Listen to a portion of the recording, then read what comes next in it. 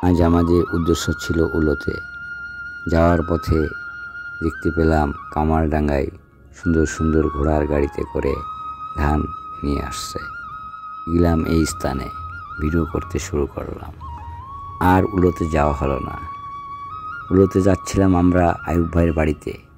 আইয়ুব ভাই আমাকে নিয়ে নিয়ে বিভিন্ন স্থানে ঘুরতে যাবে, বিভিন্ন স্থানে দেখাবে, যেন সেসব স্থানগুলো আপনাদের সামনে তুলে ধরতে পারি। সেখানে আর যা হলো কই। এখন আপনাদের দেখাবো এই কামারডাঙ্গার ঘোড়াকে। কামারডাঙ্গায় একসময় অনেক অনেক ঘোড়া ছিল। এখানের মানুষদের চলাচল ছিল এই ঘোড়াতে। কালের পরিবর্তনে আজ সব বিলীন হয়ে গেছে। এই কিচ্ছু আর প্রযুক্তির যুগে।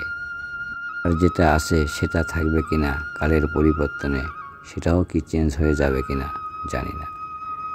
যাই হোক, আমরা আজকে আপনাদের সামনে এটা তুলে ধরতে পেরে আমি তো অনেক অনেক খুশি হচ্ছি। আমার অনেক আনন্দ লাগছে যে আমি সেই পুরনো দিনের কিছু দৃশ্য আপনাদের সামনে এই ডিজিটাল যুগে তুলে ধরতে পারছি।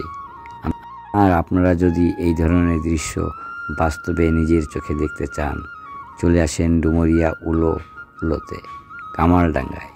কামারডাঙ্গায় কিছু ঘোড়া এখনো দেখা যাচ্ছে। যখন আবার আইয়ুব ভাইয়ের বাড়ি যাব, সেখানেও না জানি এরকম কোনো ভালো ভালো দৃশ্য দেখতে পাবো। আমি চাই আপনাদের সামনে ভালো ভালো দৃশ্যগুলো তুলে ধরি। আপনাদের একটু ভালো লাগলেই তো আমি একটু ভালোবাসা পাবো। একটু ভালোবাসার আশায় তো অনেক কিছু করি। তো আমার কিন্তু এই দৃশ্যগুলো অনেক অনেক সুন্দর লাগছে।